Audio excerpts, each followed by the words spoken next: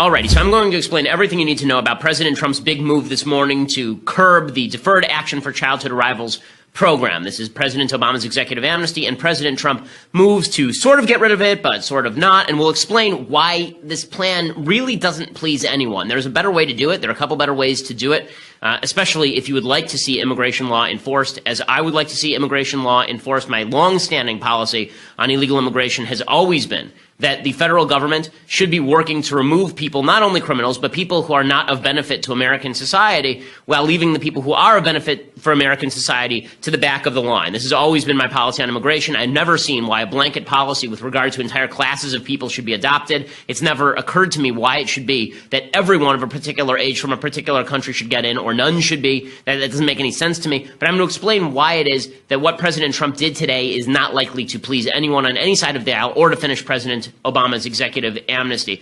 It was rumored over the weekend for the past several days that President Trump was going to announce an end to President Obama's executive amnesty. So let's start from the very beginning, a very good place to start, and that is what exactly was the executive amnesty in the first place. So if you go back to 2012, President Obama desperately wanted to win the election, and so what he decided to do was give a sop to the Hispanic community, as he viewed it, by basically granting blanket amnesty to so-called dreamers. These would be children of illegal immigrants who arrived as children. They weren't born in the United States. If they'd been born here, they would be citizens. But they were brought to the United States afterward, and they were like 3 or 4 years old or 10 years old when they came here. The restrictions were people who were under the age of 16 when they were brought to the United States and below the age of 31, brought into the country by their parents before 2012, granted new legal status.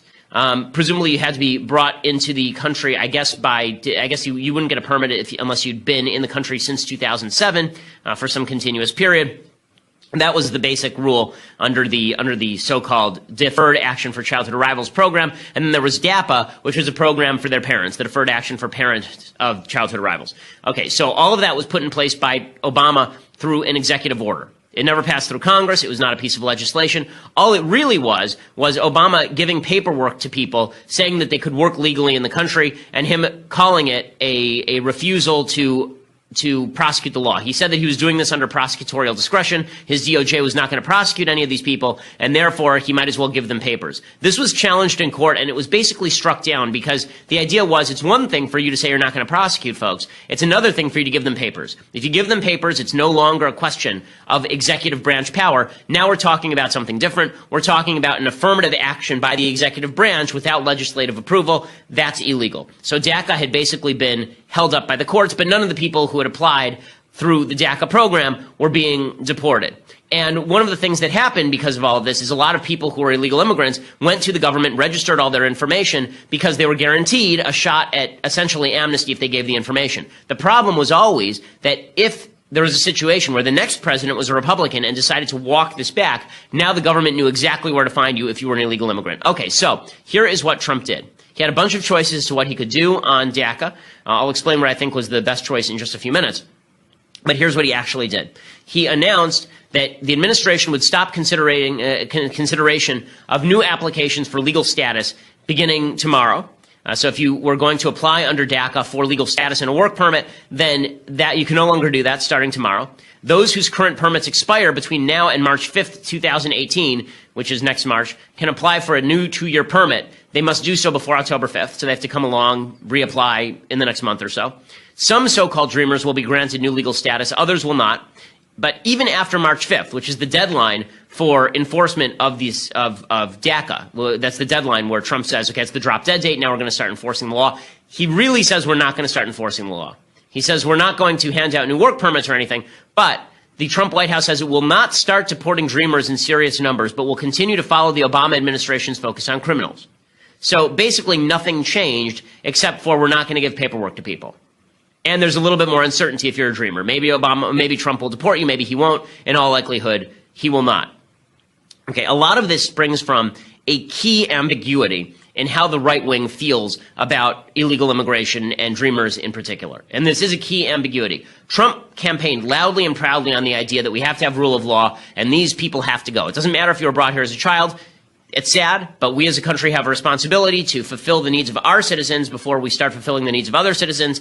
you shouldn't have come here illegally, your parents shouldn't have, and we don't have an obligation as a country to take in anyone, right? That's not our responsibility. That was what Trump said repeatedly during the campaign. At the same time, Trump was saying during the campaign, and particularly afterward, that he wants to keep the Dreamers here. So he had this sort of split message. Here was Trump just a few weeks ago talking about how he loves the Dreamers.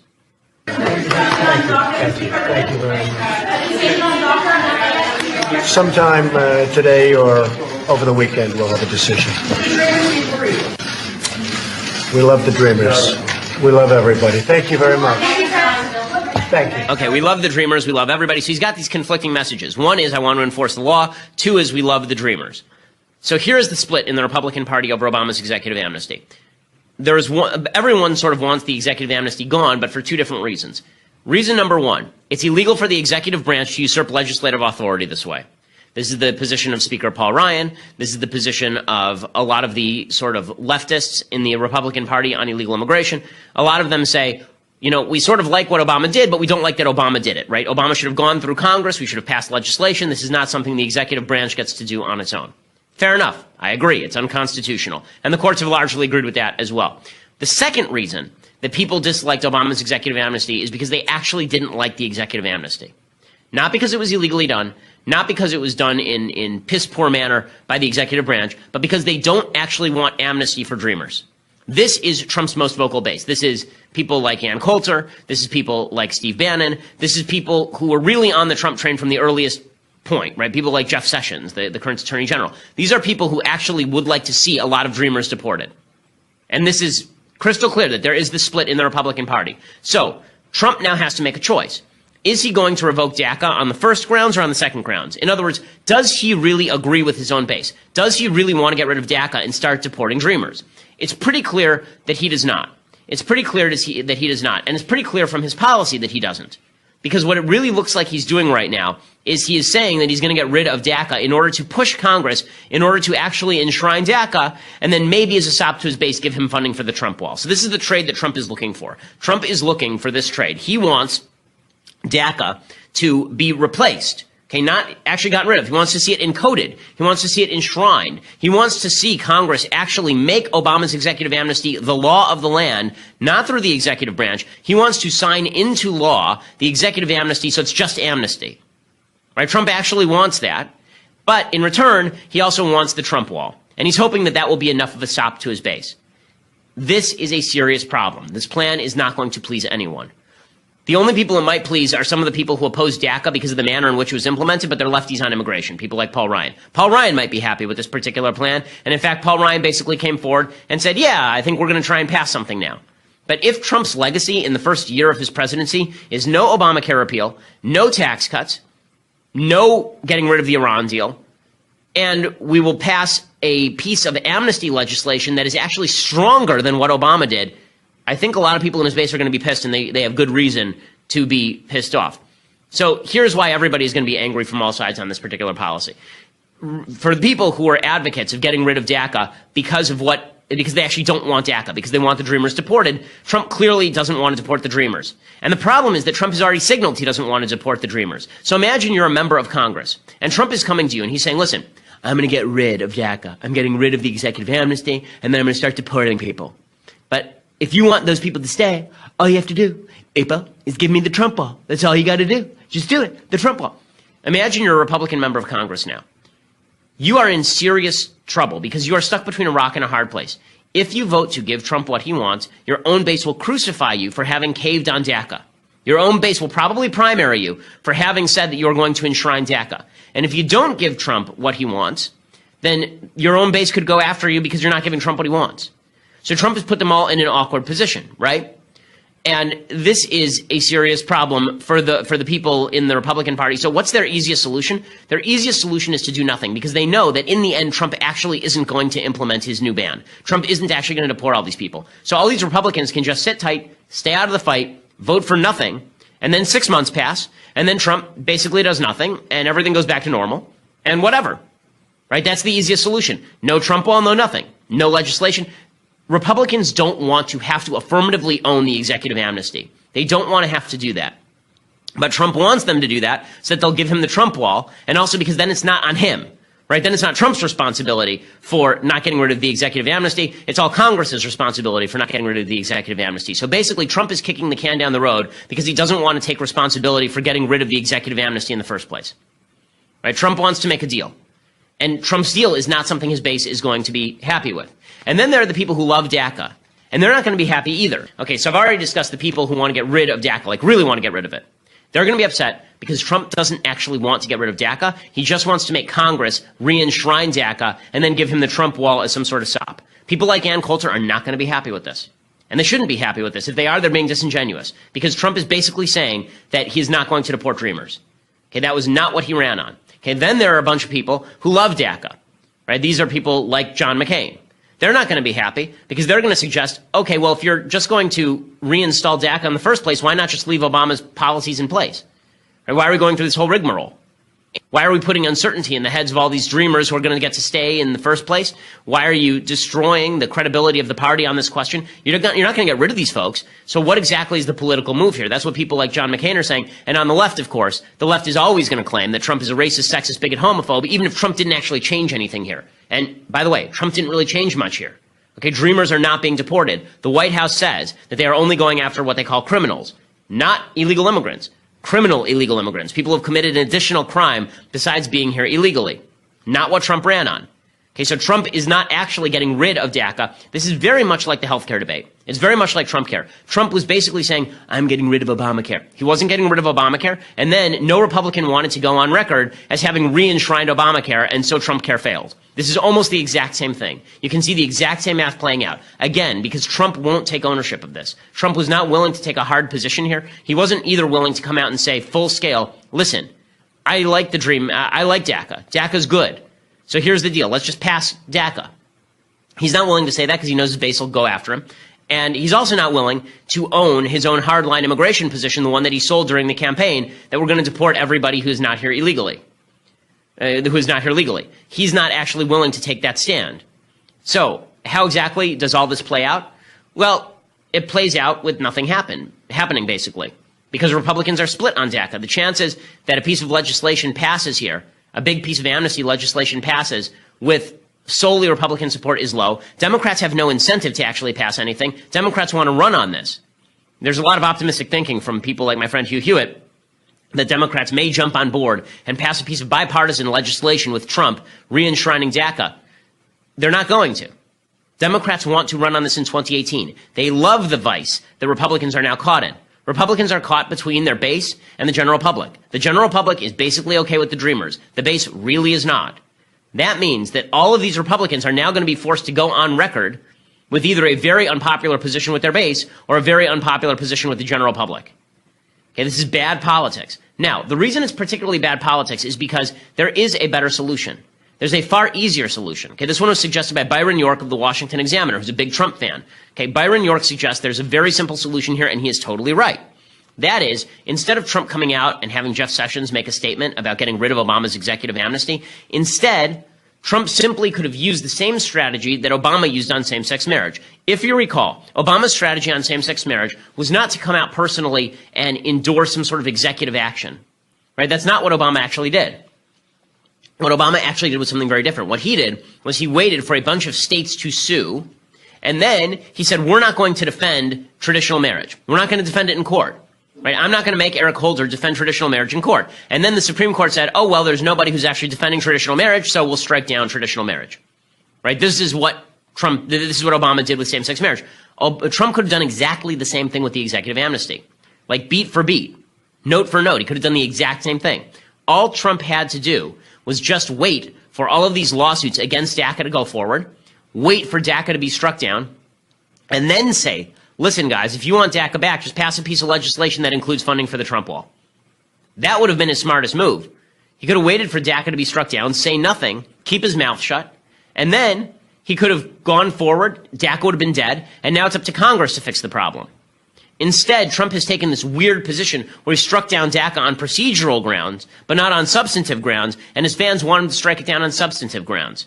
Trump would have all the leverage. Once the courts got rid of Obama's executive amnesty, Trump would have every bit of leverage. All the leverage. Not some of it, all of it. Because then we'd go back to the system beforehand and Trump wouldn't have even said anything yet. Right? Trump could have had a credible threat. listen, there's no law in the books preventing me from doing this. I don't have to get rid of executive amnesty. Executive amnesty was illegal. And listen, we have to enforce the law. That's what the law is on the books. So guys, either fix it or go home. Fix it and give me my wall. Right? That's not what Trump did here. So this is actually really bad strategy. It's actually very poor strategy, particularly going into a midterm. And what it comes from is, for President Trump, I think, a deep and abiding need not to be the bad guy. I mean, this is actually one of the things that's sort of fascinating about President Trump as a person, is that Trump does not want to be the bad guy in any given scenario. He doesn't actually like firing people. For a guy who likes firing people and it plays the bad guy on TV a lot, he doesn't actually like doing the dirty work of punching someone. He doesn't actually like doing it. When he got rid of James Comey, he tried to put it on his Deputy Attorney General, Rod Rosenstein. When he got rid of Mike Flynn, he tried to make it look like Flynn was resigning. When he got rid of Steve Bannon, he tried to make it look like Bannon was resigning. Like, every move that Trump makes is designed to shift responsibility to someone else. On this one, he's trying to shift responsibility to Congress. Well, he could have done that without even getting his hands dirty. But what he's doing by doing this so obviously is he's trying to posture for his base, saying, listen, I'd get rid of DACA, but this Congress, it's up to them now. I don't know. Right? By shifting responsibility to Congress, he's avoiding the responsibility of having to take a position. And that's not good, because without that presidential leadership, DACA will be enshrined. Okay, Congress will try to pass something. And you could see a situation very easily where Speaker Ryan, Mitch McConnell, they actually decide to put forward bills with Democrat support enshrining DACA, or they decide to let this thing go all the way for 6 months, and then Trump has the situation back on his hands. You can see Congress kick the ball right back to Trump, and then Trump says, well, and then we just go on the way we were before. If you're Trump's base, I don't know that you can be happy with this. Like, if you're going to be intellectually honest, I don't think that you can be particularly happy with this. And again, I'm the guy who wrote the headline a week and a half ago when Trump was talking about getting rid of executive amnesty. I'm the guy who a week and a half ago said that that was a good thing worth doing. But it's only good and worth doing if you're willing to enforce the law or replace it with a better law. It's not worth doing if your entire goal here is just to sort of posture about it and then go right back to the same enforcement policy that Obama had. That's not good, and it's certainly not a good policy if you want Congress to enshrine executive amnesty as the law, right? It's not good on Trump. It's not good on Ryan. It's not good on McConnell. It's really it's laid out about as poorly as you can. I wish I could say that Trump was doing a beautiful job with this, but I just don't think he is. I think that he's unwilling to face up to the conflict inside the Republican Party and take a hard position, so he split the baby. Splitting the baby in politics is basically the worst possible strategy. And I want to explain about that in a second, why Republicans have a tendency to split the baby while Democrats really don't. I'm going to explain that in just 1 second. Here is the problem for Republicans. What Obama did, and he did a lot of it while he was president of the United States, is he shifted the ground. He shifted the ground. That's what Obama did. That's what Obamacare was. This is what Democrats understand that Republicans don't. Democrats understand that when you have power, you have to use it now. And even if it means that you're going to lose it for a little while, you change the nature of the playing field. So when's the last time Republicans had unilateral control of Congress and the presidency, and they passed a major piece of legislation that shifted the groundwork, making it nearly impossible for Democrats to roll back? When's the last time? Republicans had control of all three branches of government from 2002 to 2006. Nothing major passed. Nothing. It didn't shift the groundwork in any substantial way. Democrats had control of the House, the Senate, and the presidency from 2008 to 2010, or 2009 to 2011. And in that time, they passed Obamacare, which dramatically shifted the groundwork. Now, Democrats lost 1,000 seats across the country. They lost the House, Senate, and presidency on the back of Obamacare. They didn't care. The reason they didn't care is because they now understand that they've shifted the way Americans think about health care. We now think it is government's job to provide you health care. Once we're in that world, Democrats have now won. They've now taken another area of territory off the board. Okay, they just took Casterly Rock. They may have lost a lot of troops to do it. They may have put themselves in a bad political position. That bad political position is temporary. The change they made is permanent. Democrats understand this. Same thing is true of executive amnesty. By Obama moving forward on executive amnesty, he lost Congress in 2014 based on his executive amnesty. There's a huge backlash to the executive amnesty, but because he knew that it was going to shift the groundwork, that it was going to make people feel like there were 800,000 people who'd basically been given legal amnesty in the United States, he knew that walking that back was going to be damaging for Republicans. He shifted the groundwork. Republicans are never willing to make those same sorts of sacrifices. Republicans could have gone for broke on Obamacare, on repealing it. They could have changed the circumstances on a fundamental level. They didn't. Okay, they could do it on taxes. They're not going to. They could do it right now on amnesty. They're not going to. Instead, Republicans are always fearful of losing power because when you're a conservative, your typical job is to stop Democrats from doing insane things. But the problem is that if you think your only job is to stop Democrats from doing insane things, you can only do that so long as you have power. Well, you're never going to have power indefinitely. That means that if Democrats have power for 5 minutes, boom, they shift the game. The playing field has now been tilted. And now you're fighting an even more uphill battle. And so you say, okay, well, the playing field's already uphill. We can't lose power. We can't afford to lose power. They'll shift the playing field some more. So they don't do anything. They don't try to shift it back to level. They don't try to shift the playing field back to level. Instead, they stand right here and they say, okay, we'll fight the uphill battle. We'll try to stop that snowball from rolling down the hill. Then they don't do anything. They lose power, and Democrats, boom. They move the entire hill. Right? The hill again shifts. Okay, so this is why Republicans are failing at this. Imagine if President Trump had come out and he had said, listen, we are now going to enforce immigration law. The rule of law is back in force. It's back in force. And the new immigration law that we are going to enforce is that if you are not here and of benefit to the United States, you're gone. That would be a very difficult policy for Democrats to fight because most people in the United States believe that on a fundamental level. But Trump isn't willing to do that because he's afraid of the bad headlines. And he doesn't want to be the bad guy. And the same thing is true of Republicans in Congress. Basically, Republicans are a bunch of cowards on this issue, just like they are cowards on a number of issues, and they are not willing to take a hard and fast political position because they're afraid of the blowback if they do, which will give Democrats back power, and then Democrats will move faster. What they fail to see is that if you do not expend political capital, you can never shift the playing field back in your direction in any serious way. And so this is it's a serious problem, and I'm not sure that Republicans know how to fix it. Okay, so we'll be back tomorrow. I'd like to see what President Trump has to say. I'm sure there will be more fallout from his decision about executive amnesty, and we'll see whether the right wing is willing to go along with him or whether they are going to make a more honest assessment of what this policy actually is. I'm Ben Shapiro. This is The Ben Shapiro Show.